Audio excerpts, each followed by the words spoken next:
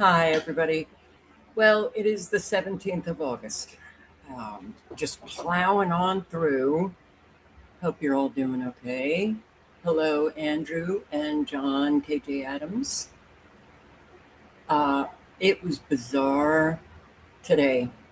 So early, very early. It was 9:30, and it was already, I think 92 degrees. And it keeps going up and up and up, right? Gets to, I don't know, 98.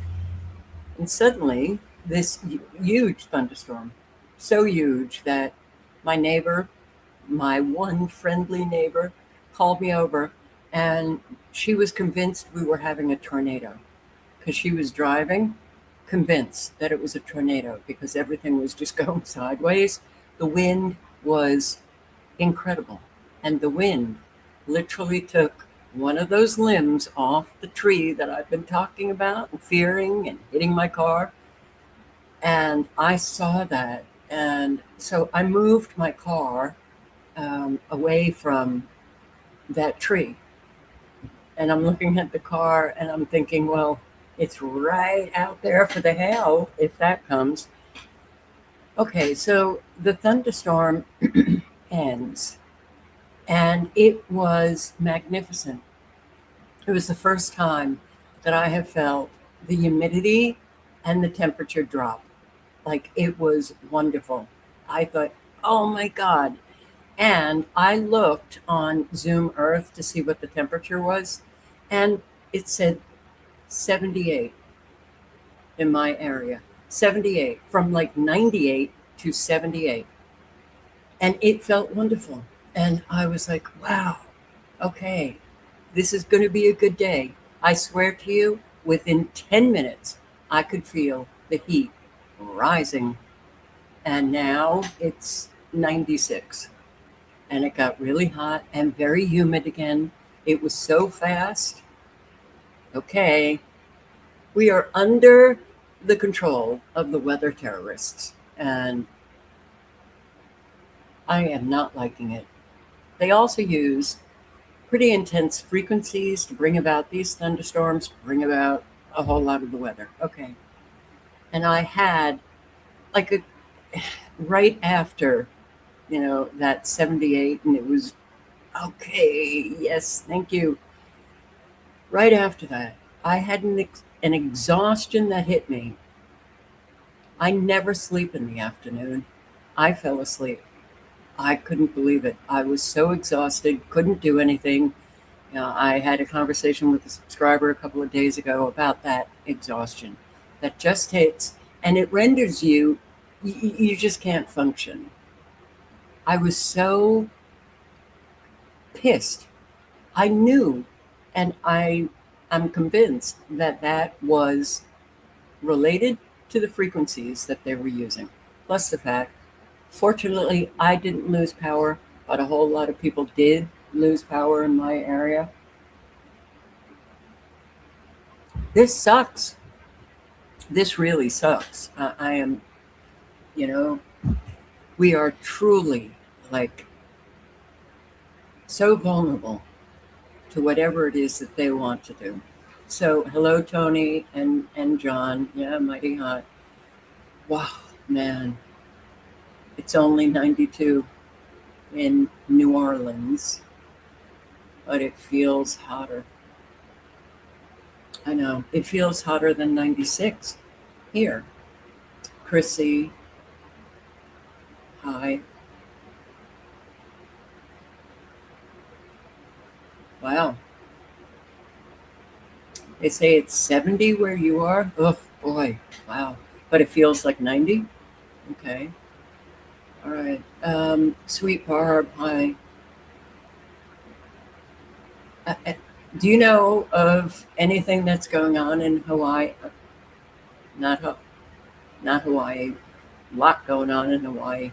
But Ohio? Do you know about all of the flooding, severe storms that you've been having? Wonder how close they are to you. Digno Ortiz, Magnus Good, and Jay Northrup. Hello, everybody. and Kathleen. Okay. And let me see who else is in here. Patricia White. I had an article on Scotland's data centers. Are you anywhere near these data centers? Rebel L, hi. Popped in to say hi, but can't stay. Okay. Hope you have a good night. Obese Tuna. Doreen Montoya. Hello, everybody. Well, I hope you're all staying safe. Silent Walk, hi. Thank you for dropping my PayPal link. Anybody interested? That'd be great. Okay. It's yeah.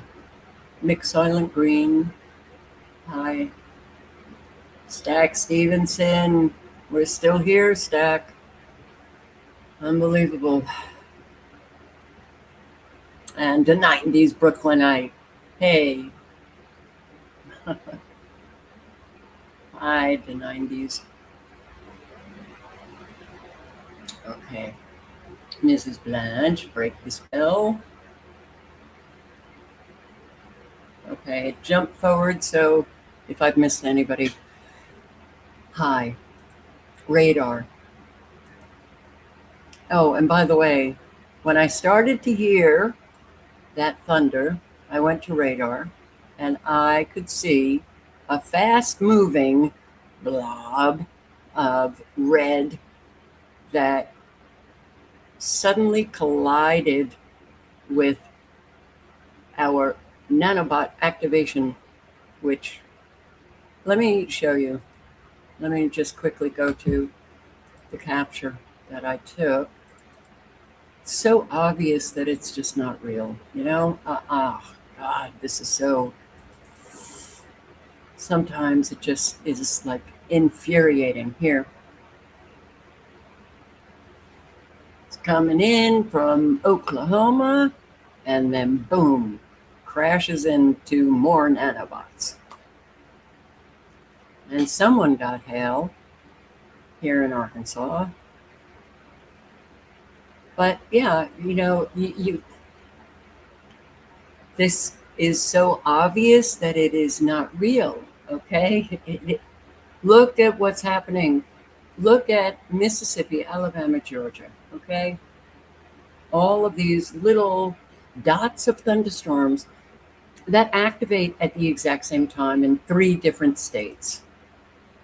All right, so this is now current time, and a lot of people are experiencing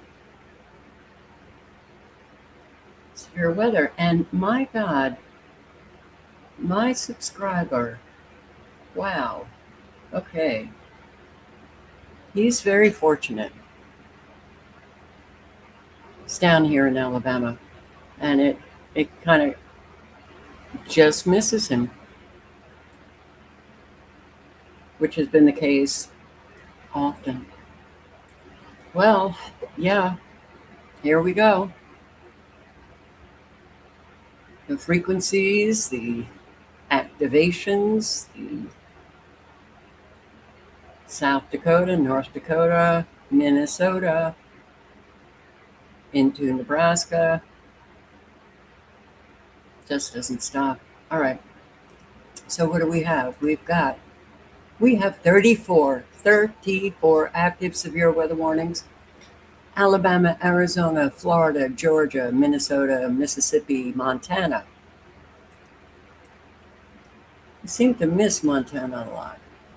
All right, we've got some activations going. All right, Montana, North Carolina, Nebraska, Oklahoma, Pennsylvania, South Dakota, Tennessee. Okay. No tornadoes do I see. You can look at the screen. If you're in any of these communities, you might want to click on the link, which is in the chat, but I'll put it in again. 34 So I don't mean to laugh. I just don't know what to do anymore. But if you're in any of these counties, pay attention, be careful, and I hope you have all of your important stuff together where you can just grab it and go.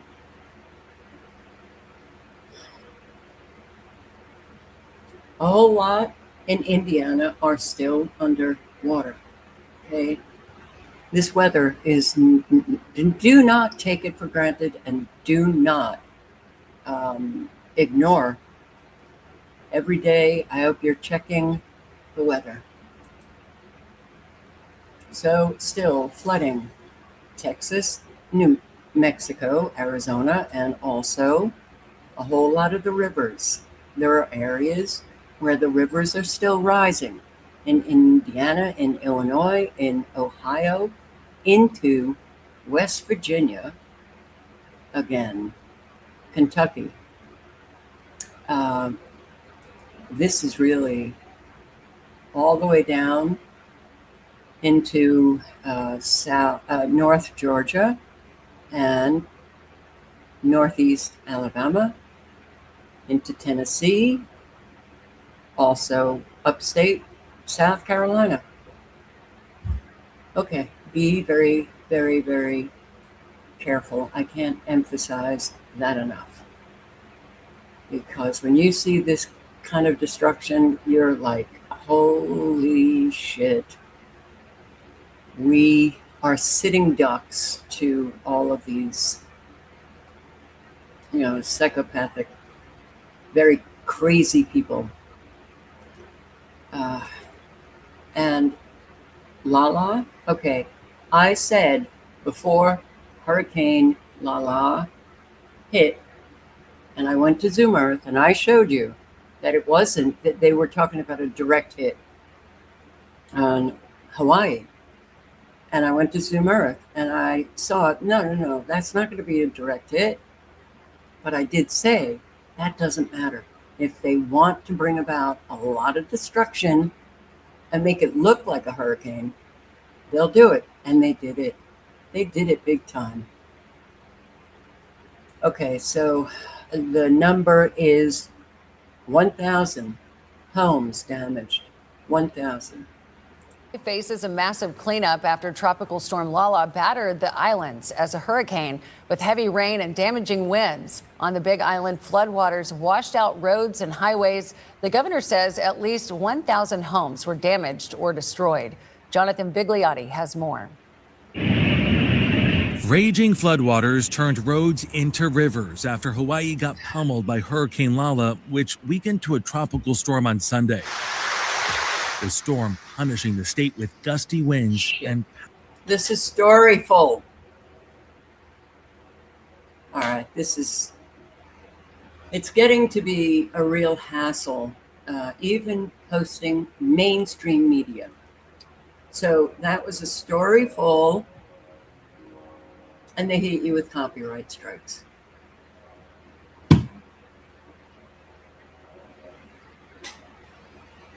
Okay. Let me get off storyful. Now and YouTube is just a big pain in the ass now.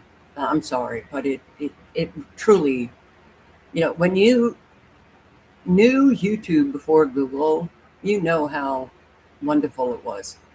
This now is just dictatorial crap. Alehu, where residents are stuck after Ka'alu'alu Road was destroyed by the storm. This is the latest video from the area. There was major destruction. The road itself was undrivable by a certain point. Hawaii County officials held a press conference today to update residents on the impact of Hurricane Lala. And if you want to listen to the press conference, but that was, hours ago, Hawaii got hit hard, very hard.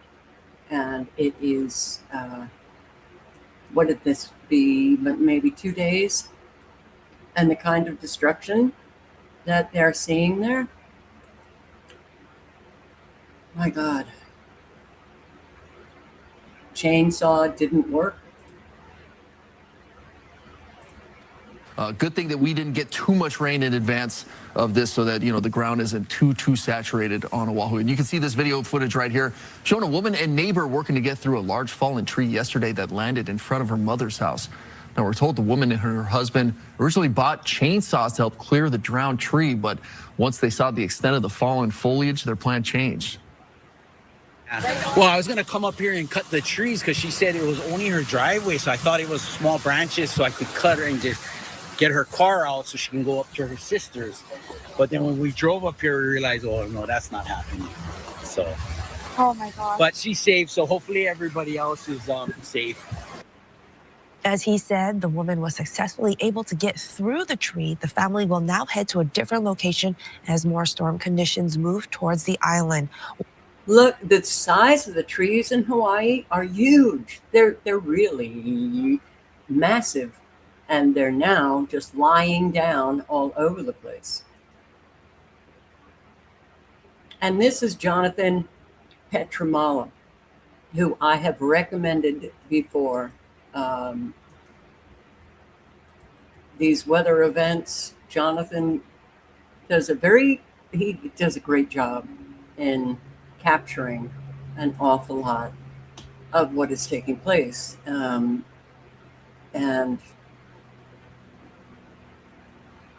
it's bad.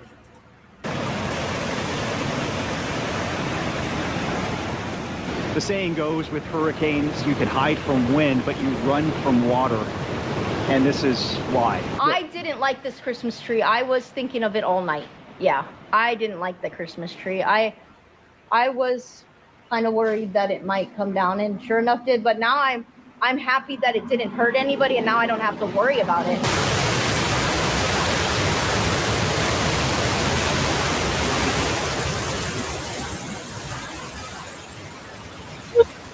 Can you imagine that force hitting your home? And it did. It hit a lot of homes. So I'm going to post the link again. You can watch this video, and you might want to subscribe to Jonathan's channel. Tragedy in Hawaii. Look at the flooding. Not cool, guys. This is in Mountain View on the way to Eden Rock, Kopua. Let's see.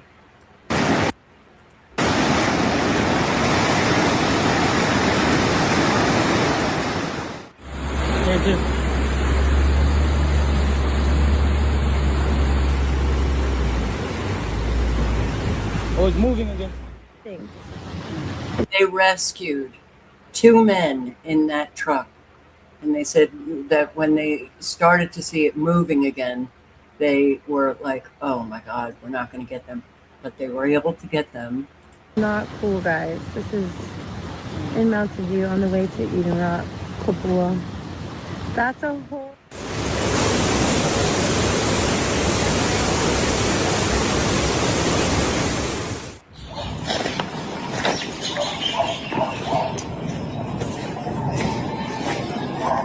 There's Gracie's car.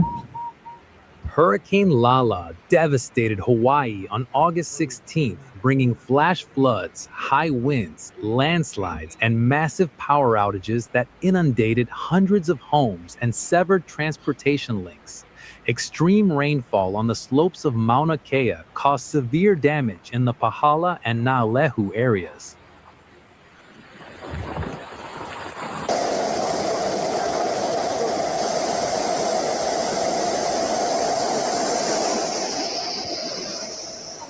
You get the one at our house. Bro.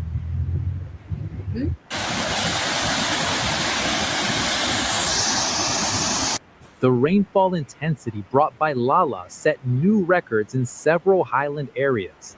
The region surrounding Mauna Kea recorded rainfall accumulations of up to 3 feet, approximately 90 centimeters, in less than 24 hours. This massive volume of rain transformed major roads into rushing, muddy torrents. Yeah, so what year is that? 2014.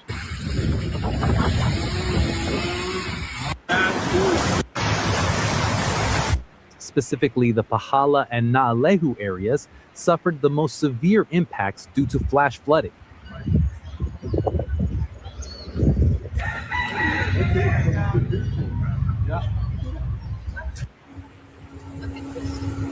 Live and direct within the room. One of And places have been cut off. Communities have been cut off due to what this so-called storm did to the roads, and they can't get to them. many trees. Well, this thing is like 10 feet deep, easy. I seen them was on big. Video footage from residents showed severe structural damage to a vital transport artery, Highway 11, which was eroded by rushing water and blocked by landslide debris, completely isolating the southern region. Additionally, large trees and dozens of utility poles toppled along key routes like Route 130, hindering the movement of rescue teams and the distribution of aid supplies. Economic and business sectors were also paralyzed by the deluge.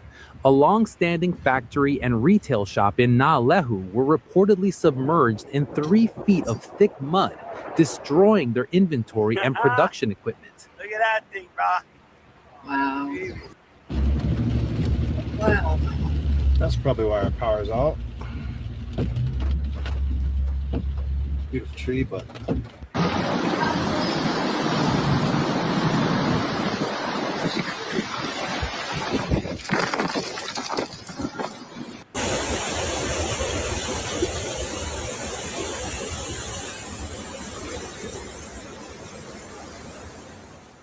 An energy crisis also struck Hawaii immediately after high winds toppled major transmission lines. More than 219,000 customers across the islands lost power. Restoration efforts by technical crews have been slow due to hazardous field conditions and the ongoing threat of lightning.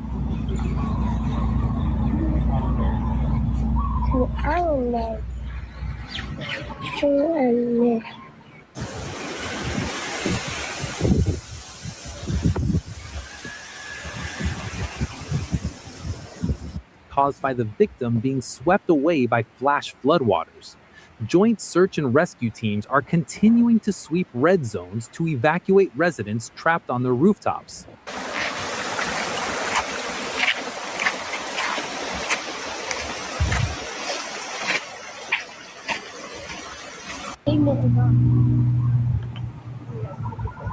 Yeah.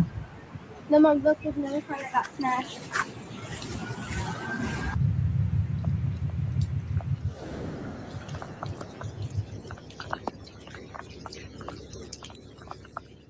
Although the center of Hurricane Lala has now moved westward, the Central Pacific Hurricane Center warns that the danger has not yet fully passed.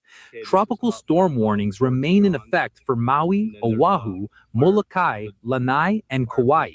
Authorities have instructed residents in these areas to shelter in place and remain indoors until the situation is declared completely safe.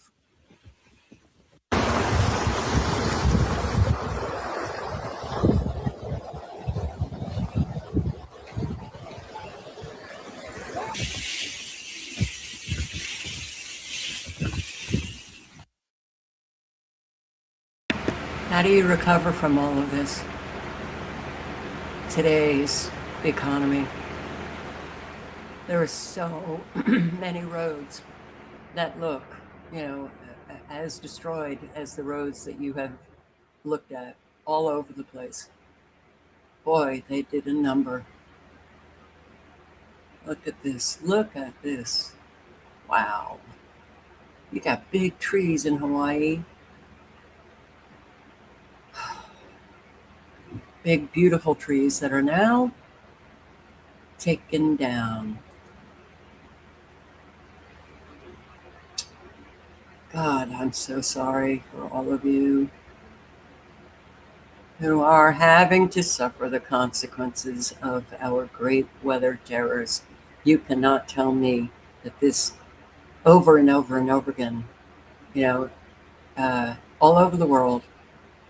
And no, I'm sorry. This is This is weather used as a weapon. God, man, oh man. And Colorado struck by flash flooding, blocking roads, and I haven't seen any kind of destruction of homes or anything, but it looks like it was from a burn scar.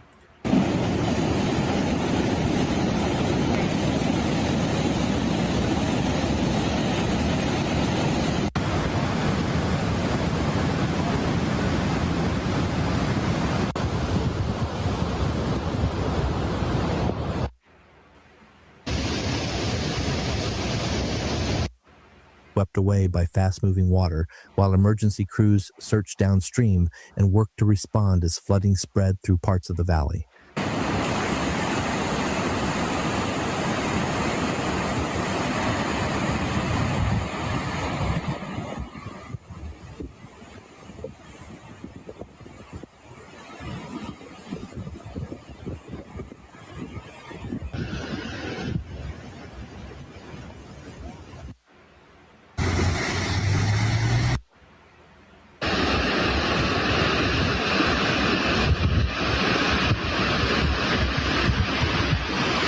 Now you put this kind of technology in the hands of evil, and they love it. They love to destroy. Link is in the chat. And flooding leaves Indiana homeowner overwhelmed. Okay, there's a lot of overwhelmed Indianans. I couldn't believe it. I listened to this press conference, and the official said thousands, plural, thousands of homes have been destroyed. Thousands, plural.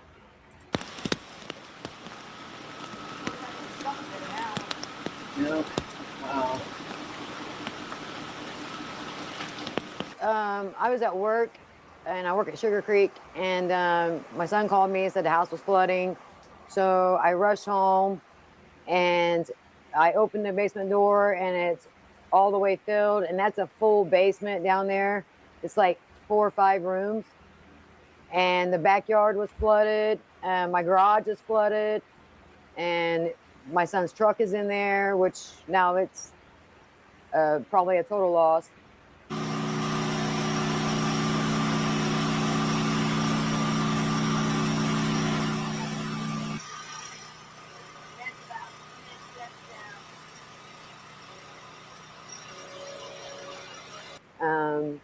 And I don't know when we can turn our power back on, if it would be safe to even turn it back on without our house catching on fire, because it was sparking and stuff like that from the outlets downstairs.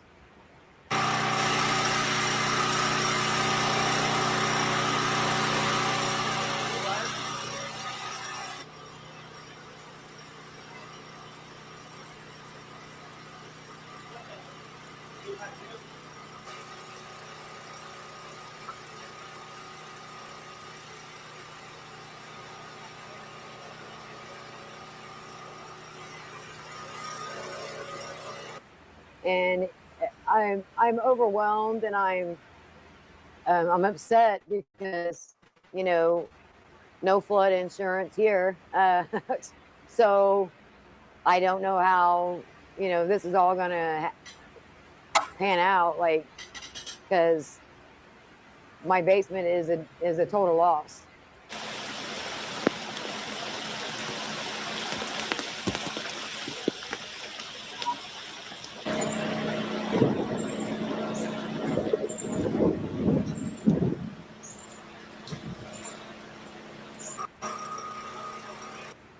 It causes electrical damage, and then now it's going to be mildew, and the whole basement's going to probably have to be gutted and redone, and all the electrical is probably going to have to be reran because it's all just sitting in water. And it's probably about 8 feet of water, because my basement's about 8.5 feet tall, so it's about 8 feet of water down there. Actually more, because it came all the way up the steps.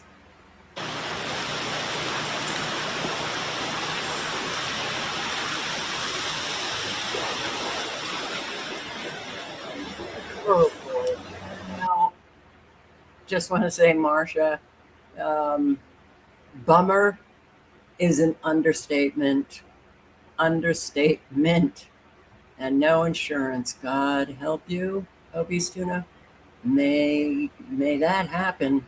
It's because there are thousands in Indiana that really need help, big time. No, we've lived here for like 10 years and this has never happened. Like the backyard will, get a little bit of standing water in it, but this has never happened before. And we live, our creek is right behind our garage. So it's overflowing and it's everywhere. And it's just going to keep raining. So it's just going to keep happening.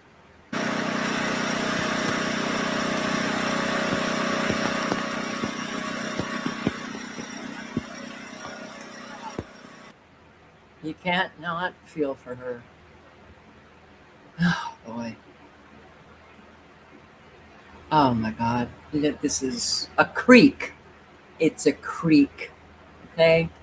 Not a river, not a huge lake. It's just a creek. It was a catastrophic, 7:30 to 9:30 Saturday morning, it rose 4 feet. David Bartram has lived in this home for more than 30 years, and he hasn't seen nor experienced anything like this. Water from the Ravenswood Lake and White River flooded his home. This is the front door. You can see the water level was at least hip deep. Water rose at least 3 feet inside his home Saturday, lifting his fridge and slamming it to the ground. Heavy dressers, a washer and dryer were knocked over. His bed completely soaked, and there's still water in parts of his home as he walks me through the damage, years of memories washed away. Right here, and that's being up on 7-inch blocks. This couldn't come at a worse time. David's daughter is getting married this coming Saturday, and some of her wedding flowers floats by. She had her flowers here. We were able to salvage most of those. But yeah, it's just been a rough day. Well, just knowing that those were okay. That was probably my biggest concern. David tells me this has all been emotional. There's nothing, it's just possessions. I have my health, I have my dog, my cat, my family. We have a wedding to look forward to. But through all of this, he is grateful his family is safe and that he has insurance. And he says he's going to rebuild because he loves this community. Outside, neighbors are also trying to make the best of a difficult situation. The Marion County Emergency Management Agency is warning Ravenswood residents to not return to their homes if they're flooded or if there's structural damage. Officials say floodwaters should continue to go down through Tuesday. David and his family have evacuated and are currently staying with his sister. Wow, many people in Ravenswood. There are so many counties in Indiana that are underwater. We're not talking about just one neighborhood here, there. We're talking about full counties. Ravenswood remains one of the hardest hit Indianapolis neighborhoods, and according to Marion County Emergency Management, may not be safe to return to until Tuesday at the earliest. One stop sign short of here, I actually went completely under, and I was rescued. Parts of Ralston Avenue are still buried by several feet of water. Sean Marks has taken it upon himself to try clearing some of the storm drains. I don't see the city out here helping. Look, right? If you turn your camera, you can see people helping people in canoes. The city's not doing it, so it's upon us. I've lived on the river for 10 years, and certainly I've been through floods, but this is the flood of all floods. Marion County emergency management leaders would agree. Unfortunately, this is probably going to be basically a 100-year flood. Wait, we've been hearing it was a 1,000-year flood. Now it's a 100-year? Well, maybe, I don't know, in a couple of days we'll hear, this is a 10-year flood. This is a 5-year flood. Get used to it. Dr. Jacob Spence says flood levels are trending in the right direction, down about 3 feet since crest as of Sunday. Most everyone on our staff has not been through this in a long time or have never been through this. So this is the time to take these lessons and hopefully we can make it better for the next time. The Indianapolis Fire Department reports responding to 56 rescue incidents and helping with the evacuation of about 100 people, though Spence estimates at least half of the total number of evacuees did so on their own. The only reported injury, he says, was minor and due to somebody evacuating late. It also happened in Ravenswood. What is it like to canoe down your street? It's like taking a shower with a raincoat on or wearing your right shoe on your left foot. Just bizarre. Just bizarre. I can't imagine going through something like this. This is so unbelievable. And Stack Stevenson, yes, extremely bad. Extremely bad. Those of you who are close to this area, if you could just go out, spend a couple of hours, pitch in, try to help them out. Wow. In Morgan County, making Morgan flood County rescues now. today, the Madison Township Fire Department has helped 11 people escape the high water. WRTV's Hernan Gutierrez has the latest. Well, I did get a chance to speak to the driver that was rescued behind me. He was driving that tan SUV that's just over my right shoulder. He was delivering packages for Amazon, and according to him, he was driving, was going down the hill, started to brake, but it was too late, and the water. Okay, Amazon now allows drivers to just drive their cars, which I didn't know, but I guess they do. Water got up to him and cut his car out. He is okay, and last we heard, he's still trying to retrieve the stuff inside his car. According to the Madison Township Fire Department, they and other surrounding fire departments, such as the Martinsville Fire Department and Bargersville Fire Department, were called to this area, along with the area of Smoky Row Road and State Road 114, with portions of those roads being washed out. Do you see these guys? Look how deep the water is, okay? Oh, boy. Ay, ay, ay. Ay, ay, ay.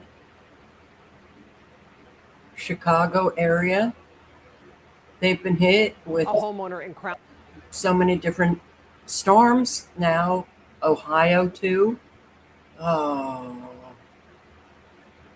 What do you think people would do? What do you think people would do if they all knew that this weather, that they were actually using it as a weapon?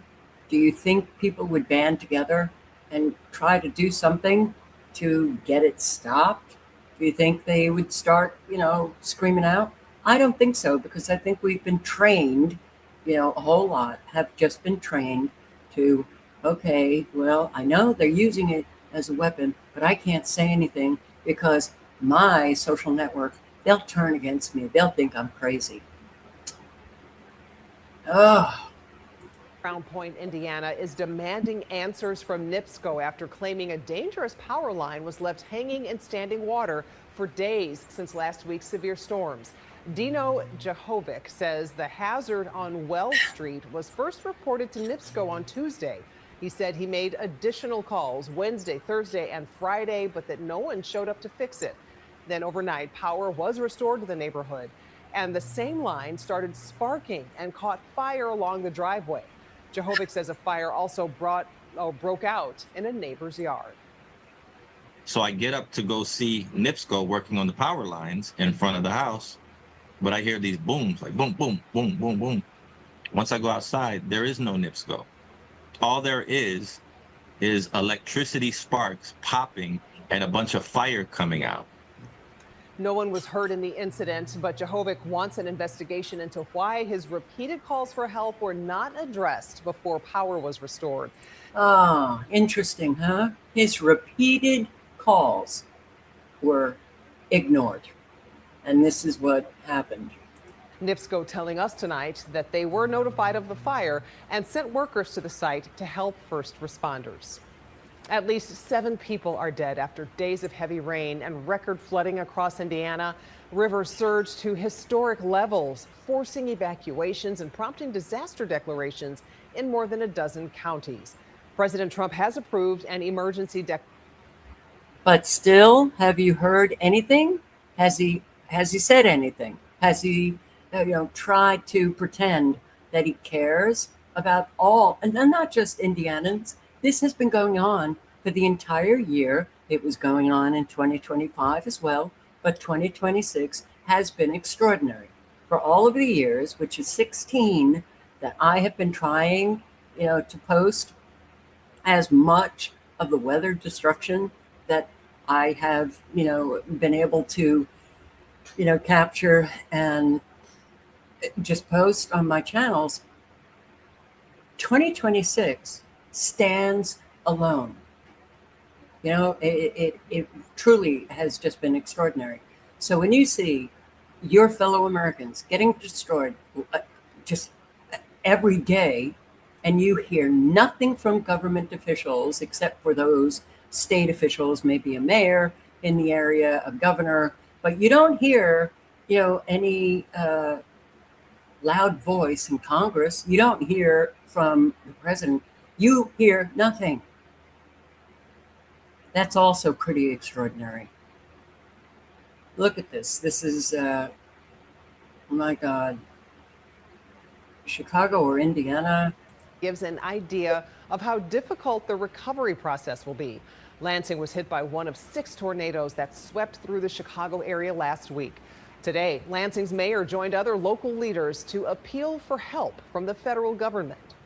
Doesn't matter what color your state is, we're all Americans, and we need to stand together in a time of need. This is not about politics. It is about people who need immediate help to rebuild their homes, restore their lives, and regain stability. Right now, families across the Southland are hurting. Homes damaged, power out for days after the July and August storms. We need help, and we need it fast. Governor J.B. Pritzker, who just visited Lansing Friday, is expected to issue a state disaster declaration soon. You're actually responding to Big T with, I do everything I can to be positive every day. You're actually saying that? Really? I can't take these people. Weather has always destroyed, and it will always destroy. And I can show you the way, out of the negativity. Well, go ahead. But what I want to show is that this is your fellow American suffering, okay? And you'd like to think that those who live, close enough that they go out and they do something, try to help, because we need all Americans to get on board and to help others. This is, it's really friggin' scary.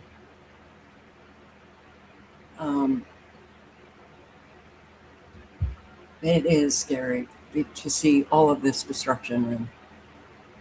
And I hope that if you, have to live or suffer the consequences, that your community, wherever you are, comes out in force to help out.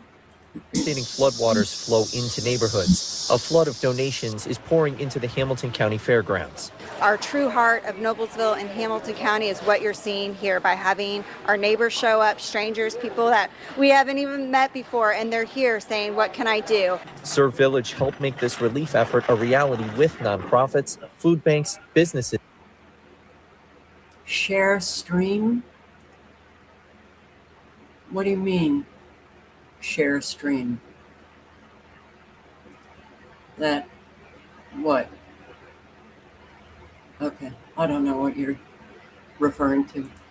And churches, cars, and even a U-Haul truck unloaded food and household items throughout the day.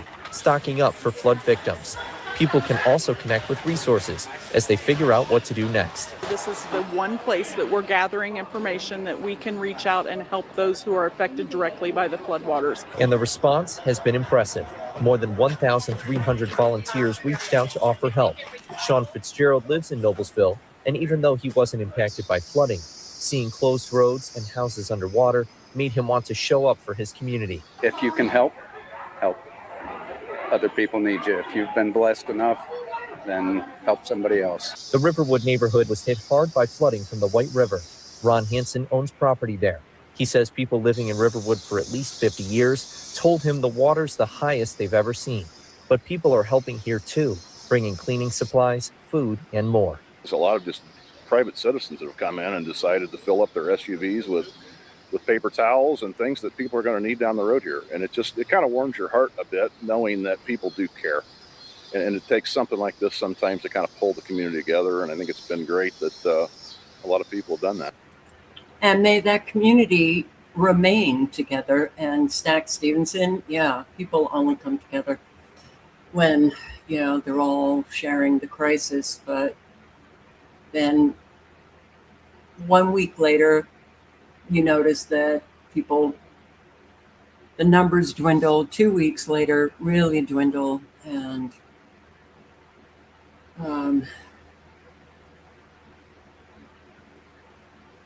they need people for a very, very long time. But now, again, I'm going to say it, the economy, what are people going to do? This is in Kentucky.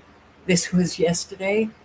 Another storm brought down trees on homes. As you can see, that's major damage. Yep. If you have the resources and can take down trees that the storm comes along and it can take down or hit your home, take it down if you have the money to do it. Yeah, trucks just flipping over. This is from a thunderstorm. No, sorry. This is very highly unusual, to say the least.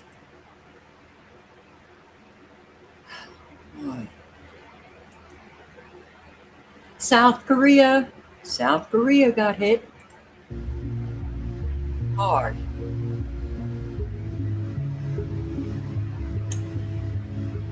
And I like South Korea.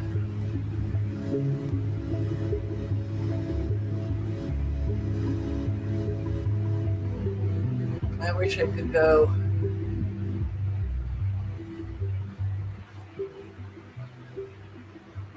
Really bad, hit hard.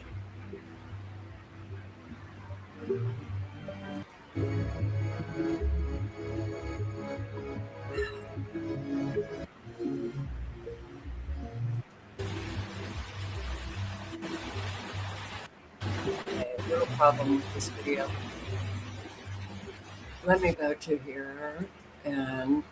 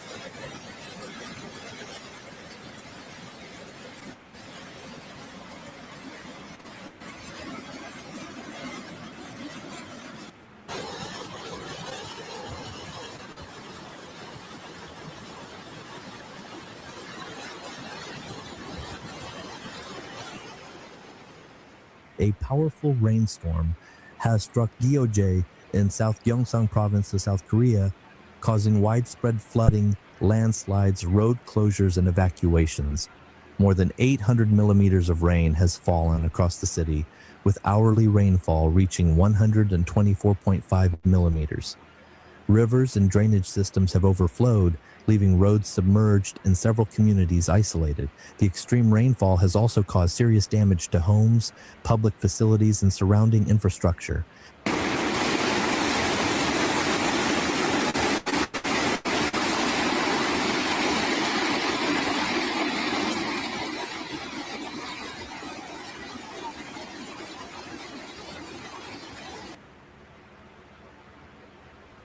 Okay, this apparently, I saw this video and they were saying that it was the tail end of Dolphin, the tropical storm Dolphin. Sorry, but when you see this, and all of these areas are facing massive destruction, something else is going on for sure.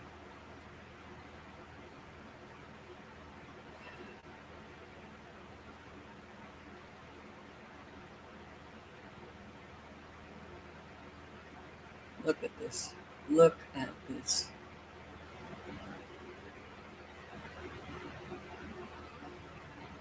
Oh my God. Well, and believe it, in my mind, South Korea is yet another Western state. Yes, it's Asian, but their whole miraculous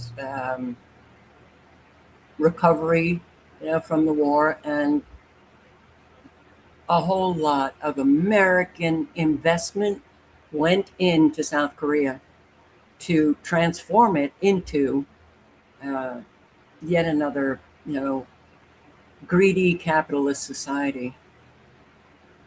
But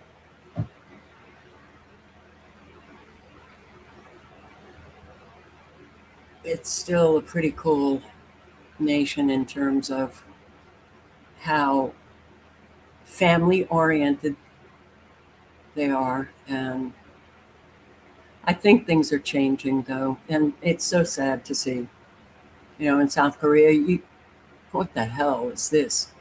In South Korea, you could leave your phone, on a cafe table. I don't know if this is still the case, but leave it there and then come back a half hour later and it will still be there. Like, people didn't go around, stealing, and not that was every South Korean, okay, but the majority, it was a very safe nation. And I'd have to check out if that's still the case. Look at how fast this is moving. Look at the roads that are just eaten up by these floods. This is massive infrastructure destruction going on. And a whole lot of businesses and homes. Well, there was a fire in San Diego. 80 large wildfires are burning across the United States right now, and 2026 is already the worst fire year on record. 7.2 million acres gone. That's 169% of the 10-year average, and it's only mid-August. And think of all of the wildlife. Okay, this was not the San Diego fire. This is USA Weather Pulse. But San Diego had a fire. They evacuated, but when I learned that they lifted the evacuations, I knew that they got that fire under control. That's a very good thing. Right, yes. But I find it interesting that there's an awful lot of people who are arsonists, who are creating an awful lot of these fires, not just in our country, also France. I don't want to mention another country because I don't want to be wrong. Not that I am someone who can't stand being wrong. No, I can't remember the other country. But Brandon, Glasgow, 30 years old, accused of starting the fire, but that's all you get. They didn't provide any more details. You know, I know that there are arsonists out there, but this year has proved, wow, we've got a lot of arsonists out there. A whole lot. Mossad? Are you kidding? Mossad. Okay. All right. Not the CIA. Not, the weather terrorist. It's Mossad.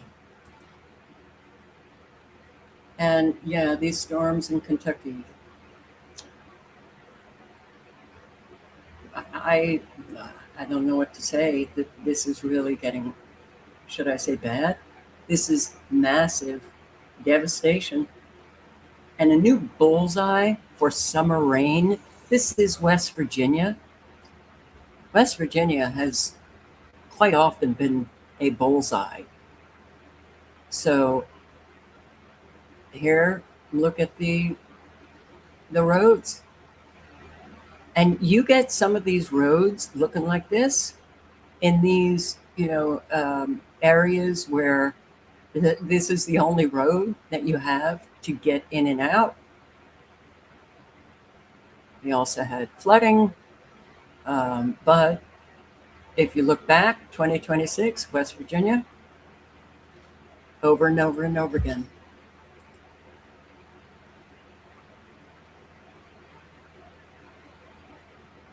Okay. Another Tyson plant is closing. Another one. Okay. 3, by the way. And I included in a live stream, Jocelyn area that, why are you not coming up? Okay. This plant closing, they're letting go of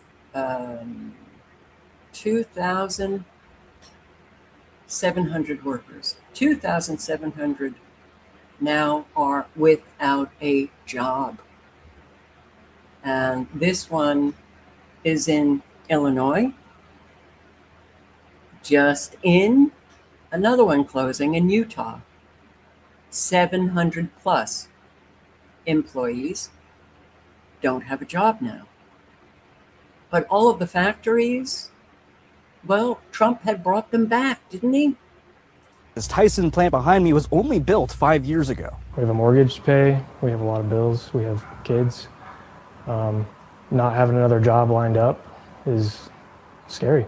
It's been a scary couple of days for the more than 700 employees working at the Tyson Foods plant in Eagle Mountain. I saw a lot of people just like worry and talk about unemployment and not being able to find jobs in any other places. Tyson Foods says due to a cattle shortage, it is shutting down a number of plants and laying off thousands of employees across the country. And the plant in Eagle Mountain is on the chopping block. I never really heard about anything previously, so I didn't think that the cattle shortage would affect my job that much, seeing as Tyson's a huge company. With the plant closing, employees were told they'd be out of a job by October 12th, leaving them roughly 60 days to figure out what comes next. 2 months is not a very long time to get interviews, to get different jobs. So for me, I started stressing of am I going to have to go back to work? Do we need to put our kids in daycare? It's especially bad timing as summer break comes to an end. School is starting and, back to school supplies and, kids wanting new clothes and stuff like that. Obviously I want to be able to provide that for them. Some say they're hoping there will be severance pay to give folks some extra time to figure out a new job. Friday, the plant manager talked to us and was saying that she was going to ask corporate, I believe, for a severance for at least maintenance workers. Oh, they have to ask, for severance, because the corporate shits didn't come out and say, well, we should give these employees a severance, right? And by the way, Magnus, I forwarded the email to Elle. That's what I do. These people are so screwed because there are hardly any jobs now. Now, I am somebody who Tyson and all of these, you know, the slaughterhouses, the factories, the food processing, everything is poisoned, okay? And our chicken, well, it comes really just from one or two sources. So if Tyson has bioengineered chicken, they're all bioengineered. So on one hand, I've wanted these, you know, corporate processing, corporate agriculture, all of it. I've wanted it gone. But then on the other hand, I think all of these people are without a job. What are they going to do? This is going to blow up in all of our faces. And yes, the impact of Tyson's closure on cattle farmers. When you start talking already tight margins and then now having to truck your cattle to 10 times the distance of what you used to, you know, that's definitely going to make tighter margins and make things more difficult. For now, farmers are left to navigate a market that changed overnight with fewer buyers at the sale barn and a much longer road to the processor. In Coal Valley,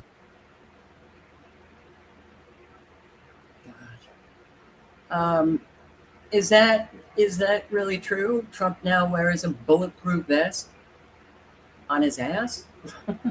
Okay. Didn't know that. Didn't know that one. Okay. Just want to make sure that's all the way down. And okay. 11 waters that we really should not be drinking, and 8 that are actually safe. And I forgot. I was so unbelievably, like, exhaustion hit me this afternoon, and I'm sorry. You know, I should have wrote down to make it, you know, go fast. This is a 32-minute video. But all of this, all of our water, there's nothing. There's nothing for us anymore. And I checked out the good stuff. It is so expensive. It's so expensive, you know, that a whole lot of people are just stuck. Posited by geology over a very long. All right, so you can watch this. There's flow water. Come on. Okay. And there's proud source. But you look into it, and unfortunately, not a whole lot of people can afford it. Essentia. Those are 3 of the good ones. And what is this? Aquifer in southern Norway, beneath natural formations of. Oh, Voss. All right, so that's 4 of the good ones. And all, I'm sure you can all figure out which are the bad ones. You got Poland Spring, you got Arrowhead, you got LaCroix. I thought that was okay. And Deer Park, Poland Spring, Aquafina, Perrier, bad, all bad. Mountain Valley, a whole lot that you would think, based on the packaging, based on, you know, what they say on their labels, you know, the bottled water might be okay. The Sani and Fiji, none of it is good. And I was very upset to hear this, that the cult favorite. Topo Chico comes in a bottle, and Mexico, Monterrey, Mexico. Well, guess who bought it? Nestle's. Nestle's, I think, yeah. And it's just no longer good anymore. And Starkey. So, good luck. For those of you who are really hurting financially, I get it. Now, I want to thank my subscriber for sending along this little funny cat video. We need to take a break, right? Need to take a break. Right. Do you remember drinking out of the hose? Absolutely, 100%. I don't know. I don't think I did that as a kid because I grew up in New York, but I remember drinking out of the hose, when I was in my 20s. Now, I wouldn't go near it. I don't go near the tap water. And I know I'm buying shit water, so, and boy, I'm amazed at how expensive some of it is that I used to buy, but the prices are going up with everything.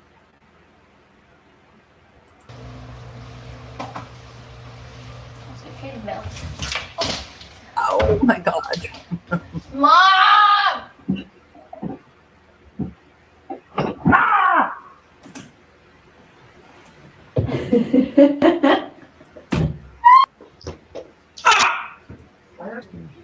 Willow.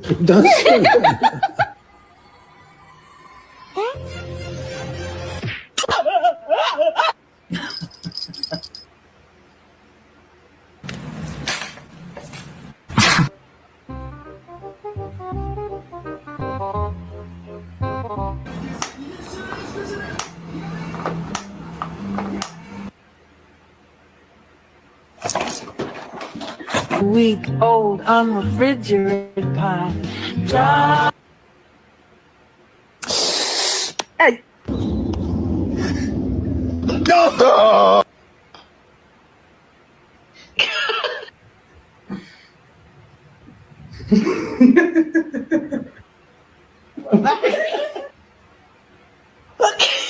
Can I yawn, please? Yeah. Get off her. Man, I believe you donkey.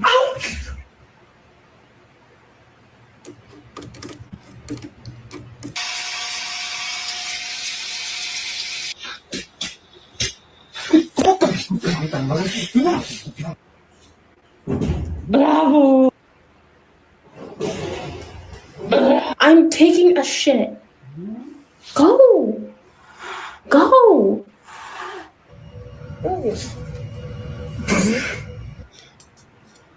Bro, I can't even work out in peace, bro. What are you doing?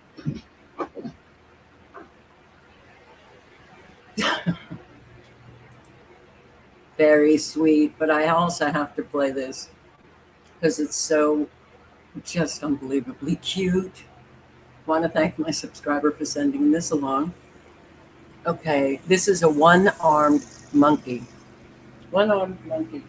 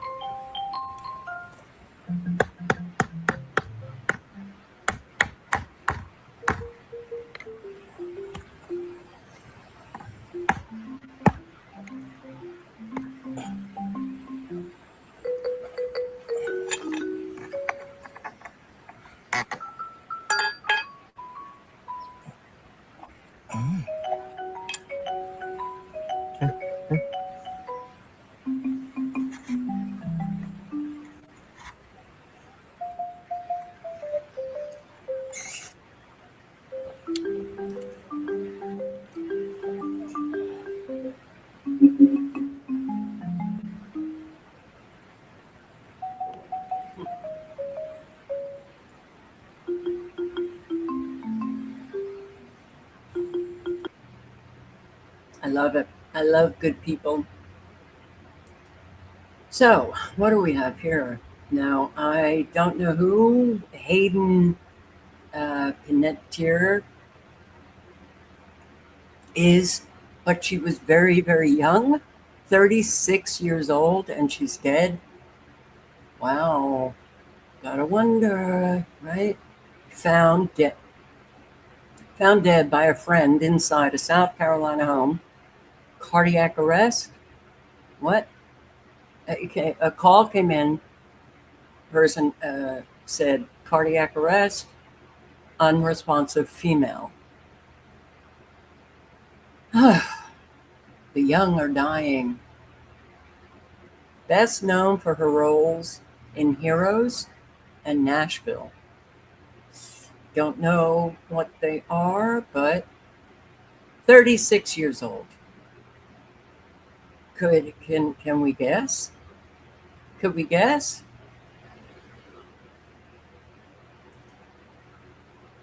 This man, if any of you have crypto currencies, and I've said this forever, crypto is not safe. Is not safe. It is not safe. Okay? They can, just make it disappear.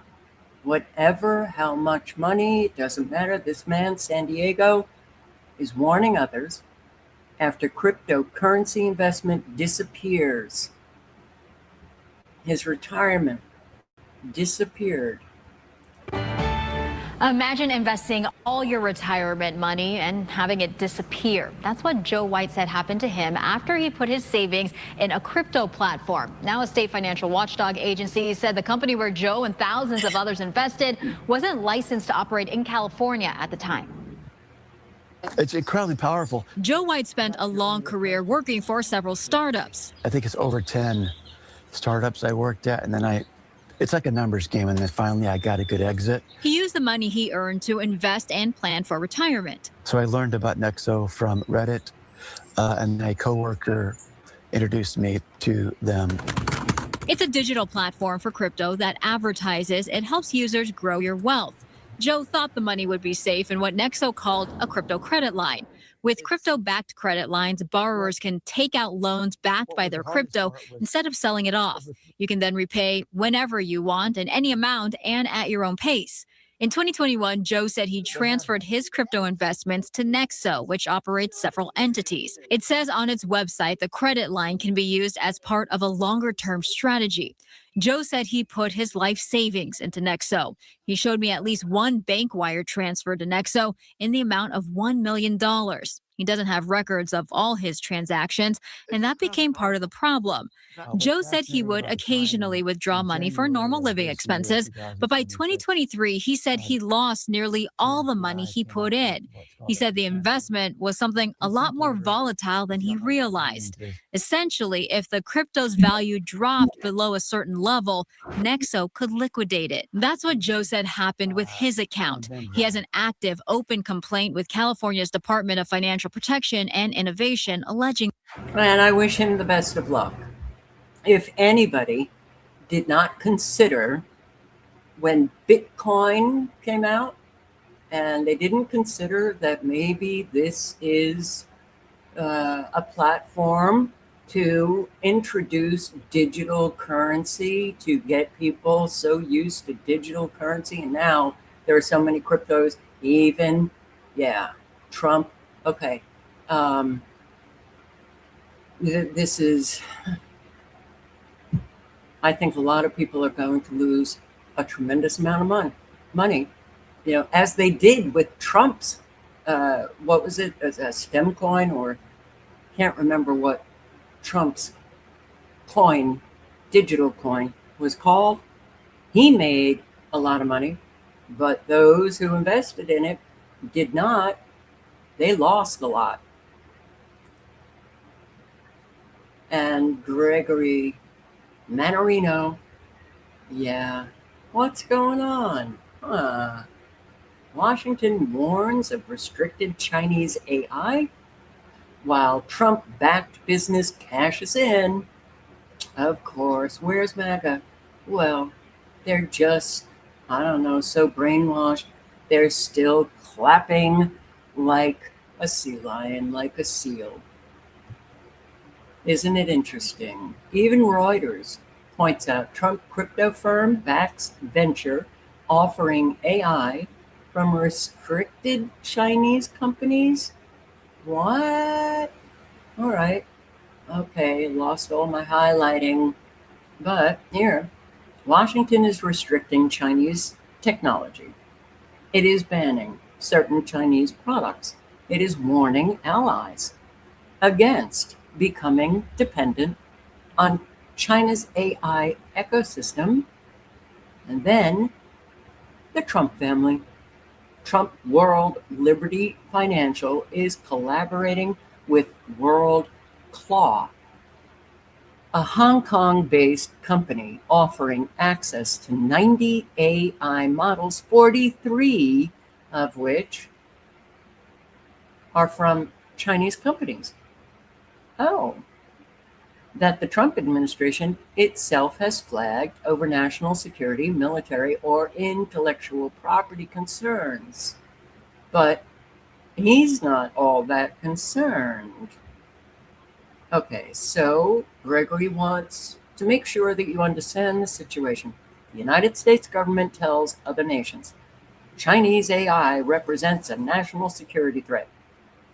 Washington tells its partners choose our technological ecosystem or China's.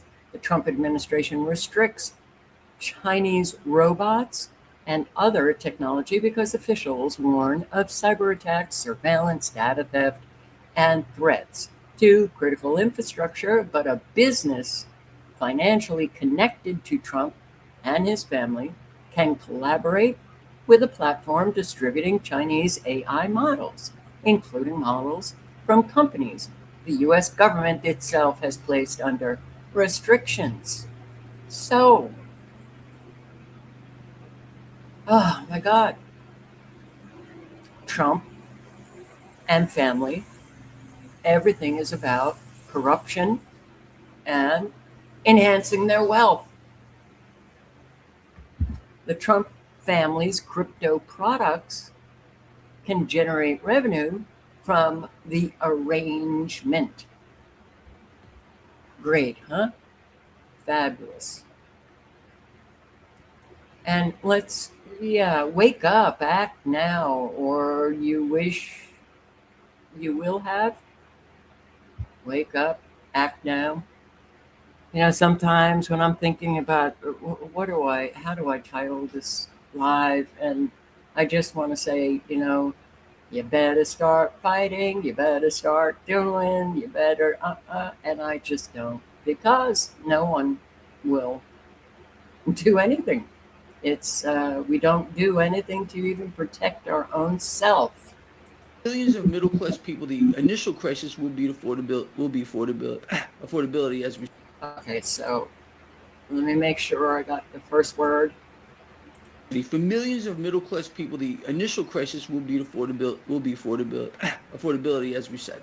Major key point: food can physically exist on the shelf, okay, and still become increasingly inaccessible to the family standing right in front of it. People being squeezed from every angle, carrying debt burdens that they can't carry anymore. They can't survive in this environment. A job market that is essentially dead. All an accident, just a comedy of mistakes, policy errors. Really, is that what we're supposed to think here?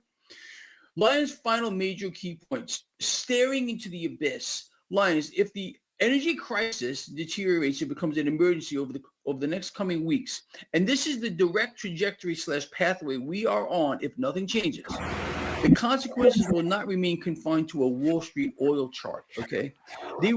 This will migrate from the oil field to the fertilizer plant, to the farm, to the truck, to the supermarket, and then to your kitchen table, into your children's bellies. Do you realize that your children are being raped? Well, that's exactly what you would expect here. Their futures are being raped by the 1% and 2%, the protected Epstein class. Trump, the card-holding face of the Epstein class here, the protector of pedophiles himself and Satanist. What do you think about that? Well, that's what we have. And until the people out there wake up, they're going to wish they woke up. Love you guys. That's all I got. My heart, my soul, my spirit. This is in your inbox, guys. Please share the work. Get it out there. I greatly appreciate it. We got to wake up. Let's wake up a few people today. And this is how you do it. This is a weapon. And The food system is coming under pressure. Absolutely 100%. And I'll post the link to Gregory Manarino's channel, but he only posts very, very short videos now, but also the link to his Substack. I hope the link is not too long and that it fits. Let's see. Did it? Nope, it didn't. It's too long. Well, GregoryManarino.substack.com. Yeah, well, it doesn't seem like anybody really cares about the young in our country. So I am going to paste the link to the Nerd Reich. All right, this is Democracy Now! What's important is that you listen to the author of this book, and this is it. They're all racist scumbags. Peter Thiel, Elon Musk, Sam Altman, and what they want is to rule the world. White billionaires. They want to rule the world. And I think a lot of people are getting that now.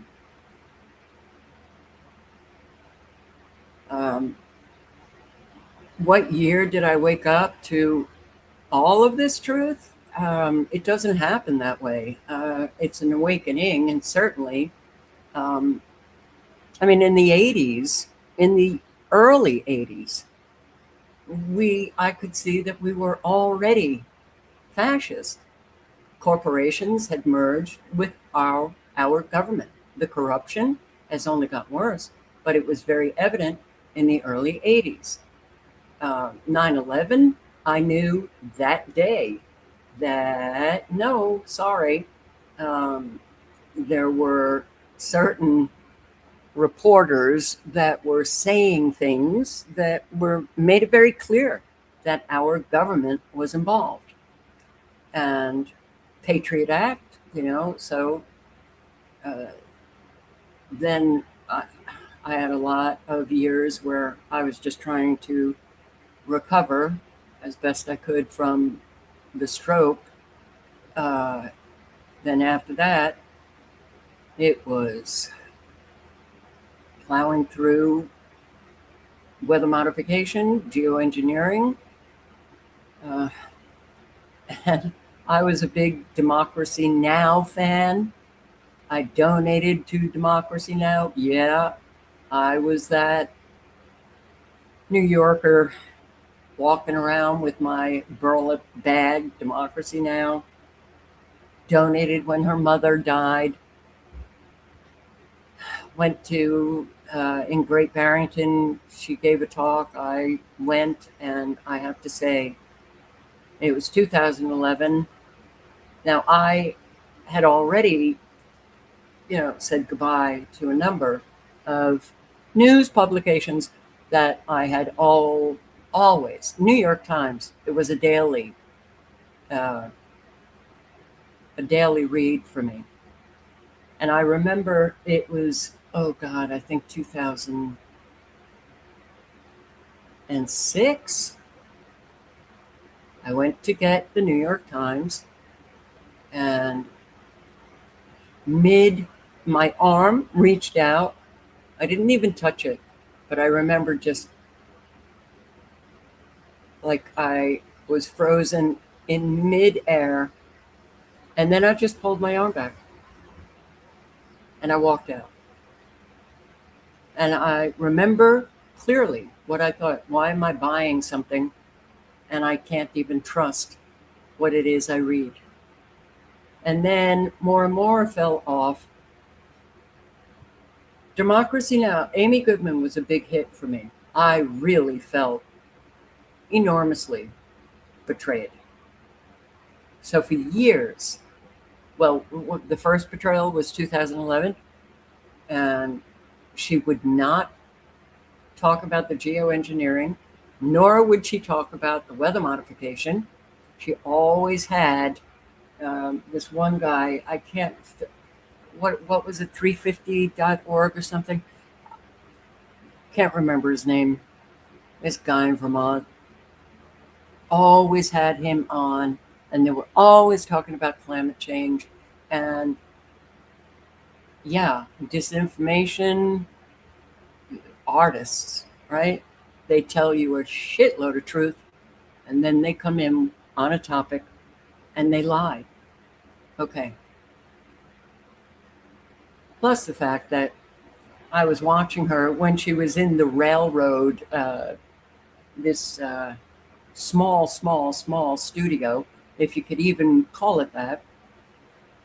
You know, it was just a table and she had some camera people.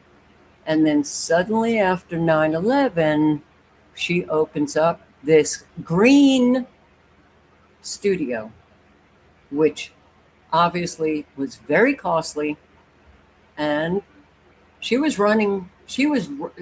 videos of she running from the Building 7 when it came down, she knew full well that it was not what the narrative that was spoken by government officials and mainstream media. She knew full well. And I couldn't stand it. I was so sickened. Okay, but when she's talking about wars, when she's talking about Israel and Gaza and West Bank, when she's talking about, well, things like this, she's speaking the truth. But when she's talking about climate change, man, I can't listen to her voice at all.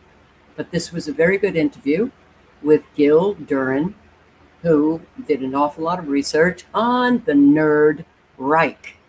Okay, if anybody can't see how we are very right-ish in our country now, well, I hope you open your eyes. I'm not going to play any of this, but the link is in the chat. And yeah, I mean, Peter Thiel, born in Germany, Elon Musk in South Africa, they have their Nazi ties. So I think it's important information that you might want to listen to, because this is where we're going. And yes, I agree with Gil that yes, this can be stopped, but people have to do something.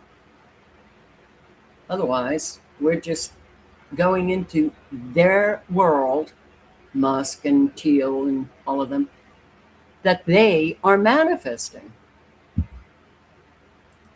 But what's really important here is, yeah. Okay. Trump explodes at CNN reporter after question about the young blonde, you know, his 30-something lovely blonde aide. You know, president's relationship with Natalie Harp, 35 years old, always attached to his hip. And others are mocking his relationship with her. Senator Ossoff, who, well, I'll let you listen to what he had to say. I think that there are more important things, to talk about good old Trump, but in front of that committee. Did y'all see it? Listen to this. On day 9 of the war, the incompetent Pete Hegseth guaranteed Iranian surrender. On day 14, he claimed Iran's military had been destroyed. On day 40, he said every single objective had been achieved. That was 4 months ago. They've lied nonstop about this war like they lie about everything. And they know they're lying, but they lie and they keep lying anyway, because in this White House, they view persistence in deceit as a virtue. You hear me, Atlanta? And there's something uniquely despicable about lying a nation into war. that's what we've always done, Senator John. That's what we've always done. All right, you can listen to the remainder. It's so, the division and the divide and conquer between the red team and the blue team, and oh my God, it's the same show, right? Oh, we got for a senator, we have ordinary Americans holding up signs just like they do with the red team, and nothing ever gets better. Nothing ever gets better. So I guess he's campaigning for the 2028 presidential race. Like, do they do any work? They have long vacations, plural, and they start campaigning like 2 years before these elections. It's like that's all we do is campaign and then go on vacation. So apparently, Trump calls Ossoff Pee Wee Herman lookalike, and I have to say he does look like Pee Wee Herman. Okay, and said that we're fixing a White House that hasn't been taken care of. John Harp, this Natalie Harp, has been one of Trump's closest aides for years and is dubbed the human printer as she carries bundles of news articles around for him to read. All right. So Katie Holmes, who is a CNN reporter, senior correspondent, worked at CNN for, 14, 15 years. She asked Trump a question. He interrupted because the question was pertaining to this Natalie Harp. And he immediately interrupted. You know it. You know how just absolutely repulsive this guy is. Quiet, quiet, quiet, Trump shouted at Holmes. You're very disrespectful in front of this young man. So this is a 10-year-old who was honored by the White House. He was also the lifeguard who pulled him out of the water. This 10-year-old looks much older. But this is Natalie Harp, right? Okay. And they're speculating, that it's really Natalie that is his intimate relationship. Oh, God, can you imagine? Oh, my God. Oh, my God. And where did Melania go? You're very disrespectful in front of this young man. So you're a loud, boisterous person. You're fake news. Okay, the fake news is kind of like you hear anti-Semitism, and it just goes in one ear and out the other. Empty of meaning. So is fake news now. Empty of meaning. Outgoing White House Press Secretary Caroline Leavitt appeared furious and mouthed something to a colleague after Holmes asked her question. So on the social media account, the White House apparently wrote, "Someday your children will come across your disgusting and inhumane question. It's inhumane to ask about this aid, and also why did she end up going into a catering truck with you because, oh, the rumor about an assassination plot? But his cabinet members didn't go. He didn't want to save the cabinet members. He wanted to save that aid. Our country is so embarrassing now. He went on, they will be sickened and embarrassed to have a parent so callous and vindictive. It's quite troubling. Projection, okay? Everything is a projection. When you hear him going after somebody, it's a projection. Who's disgraceful? Who's humiliating? Who's an embarrassment? You know, who's callous and vindictive? Holmes, a senior White House correspondent at CNN. She has worked for more than 14 years. And yeah, I mean, this whole thing about she going into this catering truck. Oh, boy. He also brought along Dan Scavino, his former caddy, golf. Okay, so also, this is interesting. She once ran behind his golf cart while he was playing in Scotland to keep him up to date with the latest news headlines. I'm sorry, Harp, but if this is true, he couldn't give you a golf cart. You had to run behind him. Oh, man. Well, I think we do have more important things, like NATO's nightmare. The US and Europe have no clear plan for a joint attack from Russia and China. Be really scared. Be very, very scared, Americans. And what? Putin gathers warships with hypersonic missiles in the Baltic Sea. And there was a warning. Vlad is set to attack NATO in weeks. Be very, very scared. Bring it on. Come on, Russia and China. Just blow the hell out of us now. This is such a stupid, meaningless life here in the good old US of A. Ukraine did blow up. Is it raspberries? That's what they call it. Russia's equivalent to Amazon.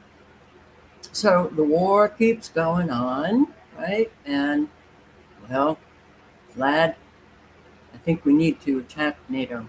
I think we need to attack the US. And let me just make a call to China and see if they'll join us.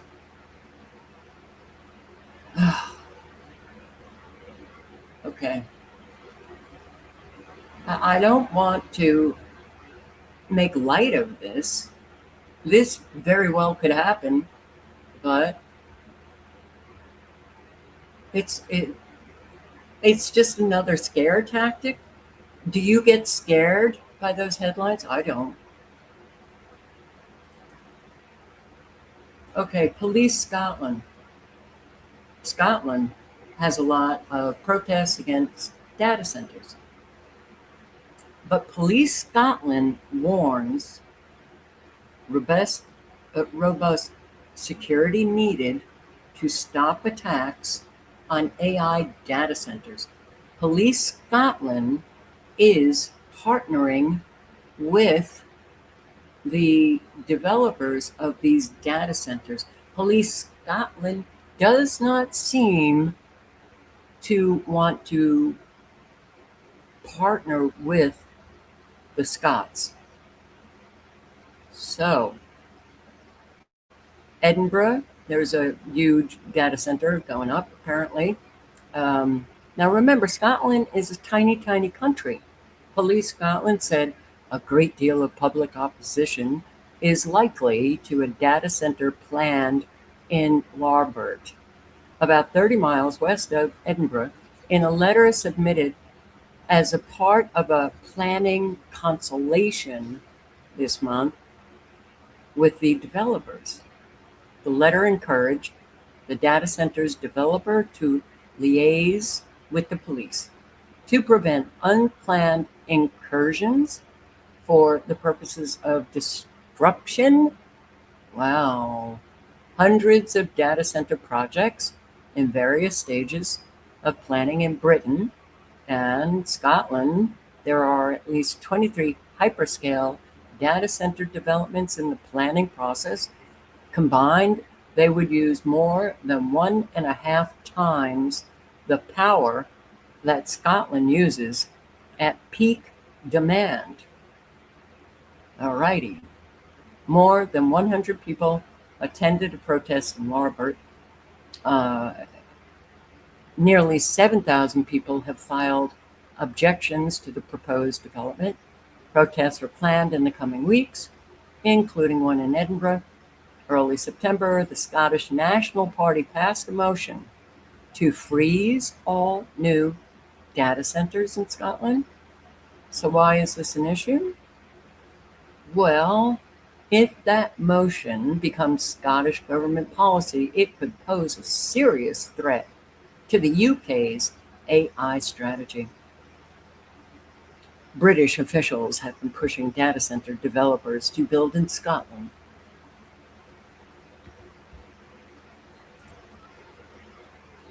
Proposed data center location, this is in North Carolina, and apparently Raleigh has withdrawn. This data center won't be going up, I guess. WRL's Elizabeth Holmes is in the WRL Live Center for us tonight with more on this development. Elizabeth. And Eric, the city is sharing the news on social media tonight. The developer behind all this is Beacon Partners. Now, today, Raleigh Mayor Janet Cowell confirmed that they withdrew their proposal to build the data center. This sky. Where were they going to build it? Right here. Right here. Okay. Do you see how many homes are right here?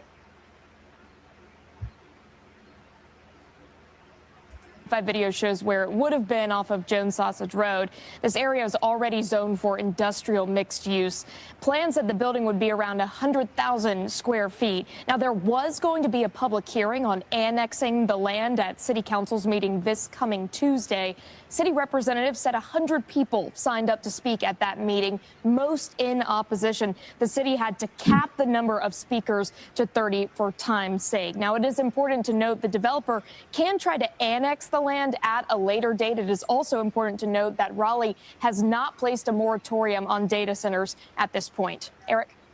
So no moratorium, but they say that the plans for this data center have been withdrawn, though the developer can annex the properties, the land. Really gives an awful lot of power to the developers, right? And look, the police all over the country, they seem to just not respond to 911 calls. And if they respond way late. So if you're in some kind of an emergency, you're dialing up 911, don't be surprised if they show up 3 hours after your call. A Denver dispensary is robbed, and it takes police an hour and 15 minutes to respond. Now, Well, in this one, it's an hour and 15 minutes. In the other one, 3 calls, 911, a 99-year-old woman being just beaten up, really terribly assaulted in her own home. 3 calls. And they show up 3 hours later. And I'm not sure where that was, but I think Texas and Colorado, and this one is in Colorado. I can't remember where. We have a real problem. The police is not here to protect you. They're here for the protection of the quote unquote leaders, the quote unquote elite. They're like, law enforcement in our country has really become, they're soldiers that take orders from those at the top. They're not here for you. They haven't been for a very, very long time. So Owner says he isn't sure how he's going to make ends meet. Your reporter, Michael Abeta, is live in Denver tonight. Michael, most businesses going through this would be able to fall back on insurance, but that's not the case here.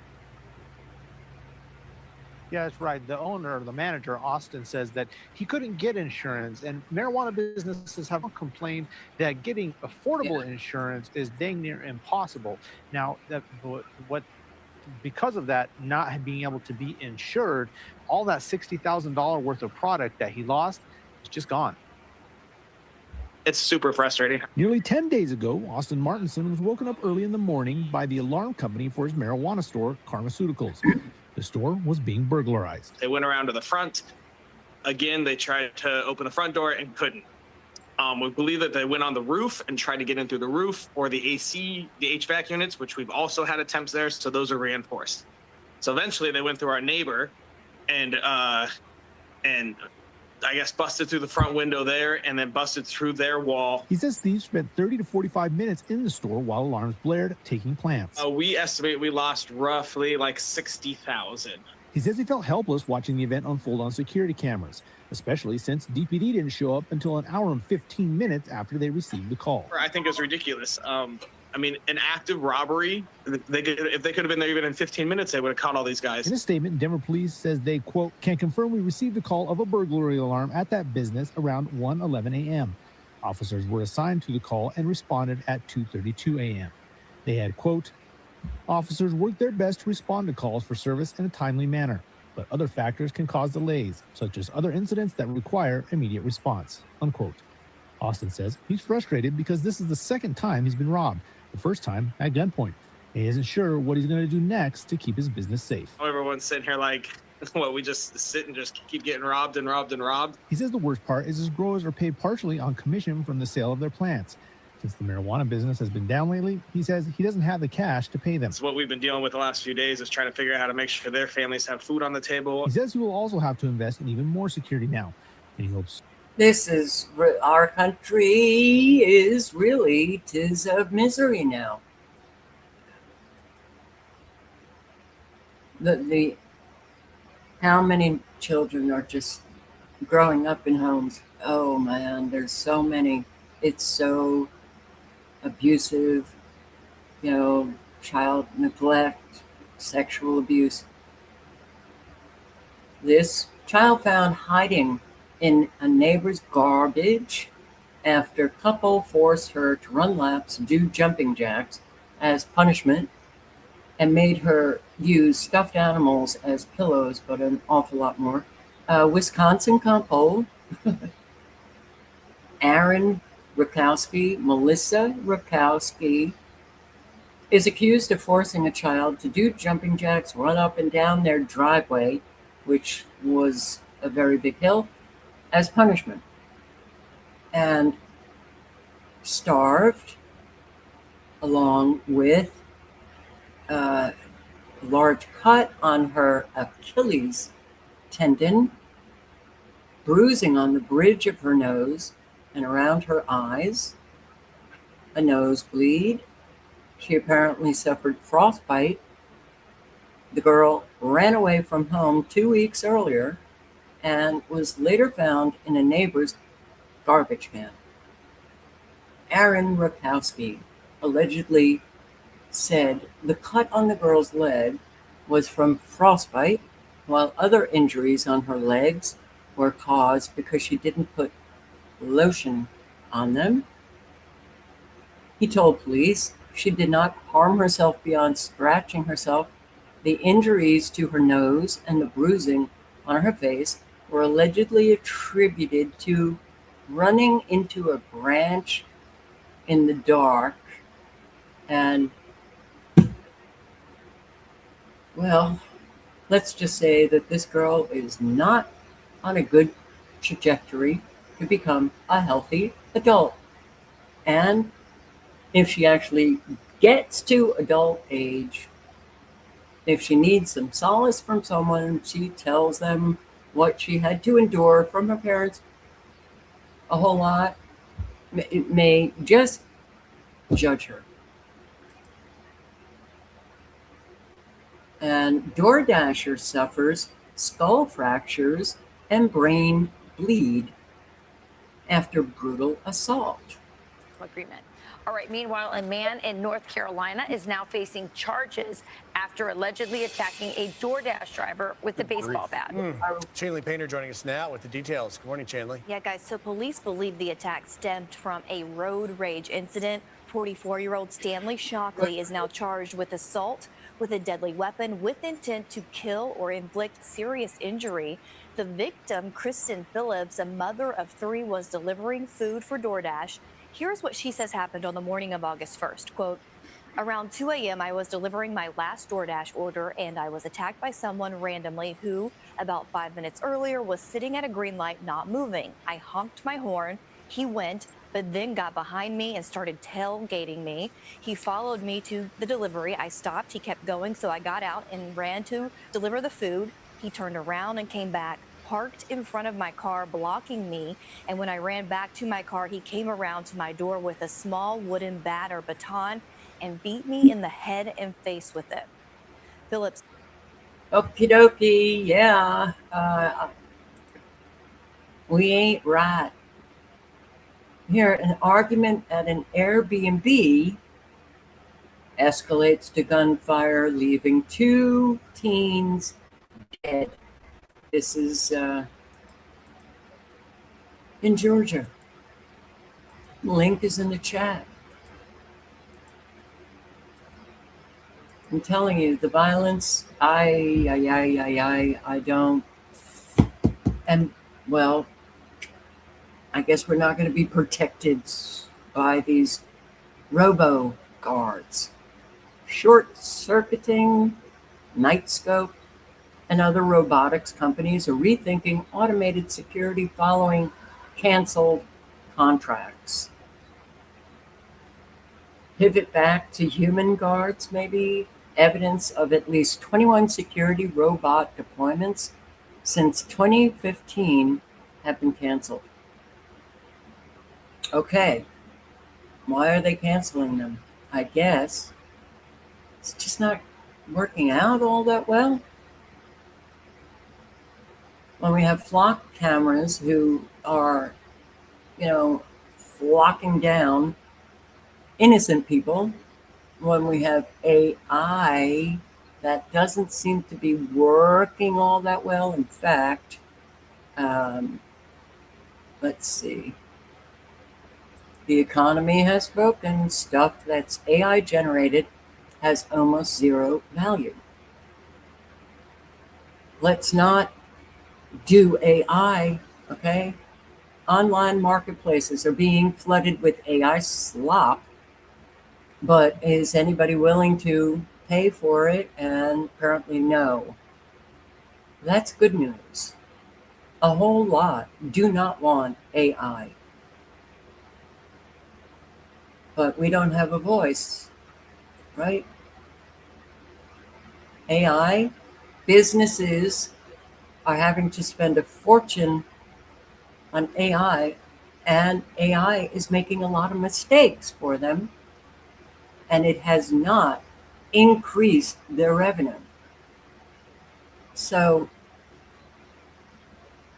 good, but not enough. We need everybody. We need everybody. Here, Google opens the gates of AI slop hell. Thank you to my subscriber for sending along a lot of the tech and AI information, but Gemini, Google Gemini has a new feature. It lets users generate AI slop without any visible watermarks to identify it. I think the European Union, and you can't quote me on this, I'm just trying to remember an article that I read. European Union has now mandated that AI, videos, and that there's a watermark that's visible so people know that it's AI. Do you think we would ever do anything like that? Probably not. And YouTube. All right, so YouTube is making a major change to how long form. In other words, you got short videos, and then on your channel, there's videos. So short videos, apparently the views were counted differently than the long form videos on just, the videos that we used to just post before short. And it's not the person who is posting on their short, part of the channel. It's YouTube that throws these videos into shorts. You don't get a choice. And if you get a choice, let me know. I don't have a choice. So what are they doing? YouTube is changing how it counts public views on long form videos, with a view soon being registered as soon as a video begins playing. They weren't doing that? The change will come about August 24th, bringing long form videos, podcasts, and live streams under the same exposure based model that YouTube uses for their shorts. Under the new system, a public view will be counted from the first frame, rather than requiring viewers to continue watching for a set period. YouTube says the change is intended to standardize what a public view means across its different video formats. YouTube is so in control of the numbers that nothing really matters anymore on YouTube. When I learned years ago, like over a decade ago, that you could buy subscribers, you could buy views, I just thought, okay, well, welcome to YouTube deception and everything that they're doing with the shadow banning.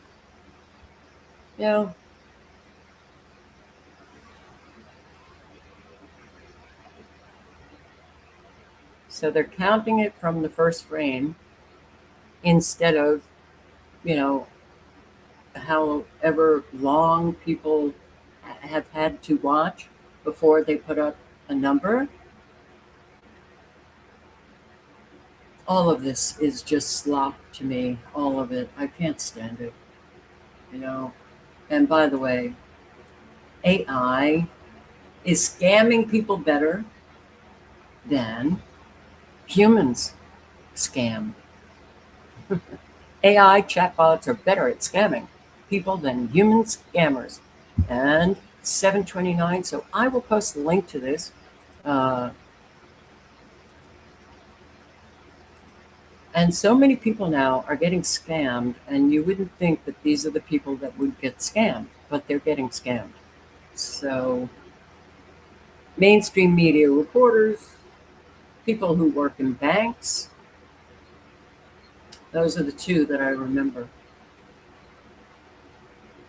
All right, so let's check out Radar one more time. Look at this, look at this, look at this. Okay, so my subscriber might be getting rain, but they really have decreased the power, evaporating the thunderstorms. And it looks like hail is dropping in southern Mississippi, central southern Mississippi, right here. Look at all of the frequencies. I mean, this, you cannot ignore these frequencies. So what do frequencies do to the atmosphere?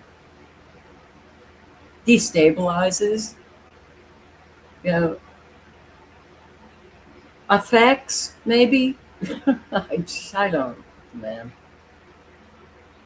Storms, Mississippi, North Mississippi, North Alabama, North Georgia, South Carolina. They're staying out of, but you got them in North Carolina. Still have frequencies all over the place. Look at this whole string of, nanobots. Nanotechnology in use in our weather. West Virginia, Ohio, Virginia, New Jersey, Pennsylvania. Okay, well, what happened here? And South Dakota, Nebraska. This is not looking pretty. Montana over here is not looking pretty. Wow.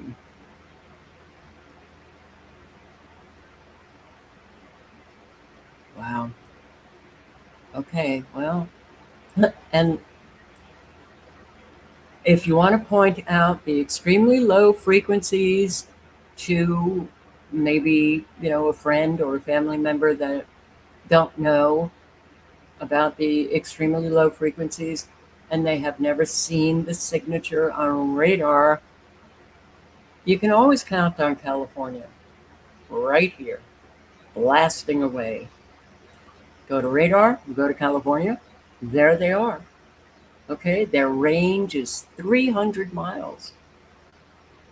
And they can be just, 45 degrees or 90 degrees or 360. Okay, so what do we have? A lot of severe thunderstorms. I don't see any 30, okay? It's going in tonight. 30 active severe weather warnings: Alabama, Georgia, Minnesota, Mississippi, Montana, North Carolina, South Carolina. Well, that might have been, maybe more is coming to South Carolina, South Dakota, and Nebraska. And you got an awful lot of counties that they are hitting. You got Anderson County, South Carolina.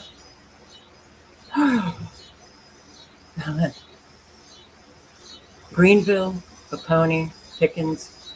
For North Carolina, Henderson, Polk, Transylvania. A whole lot. As you can see, check the weather before you go to bed, okay?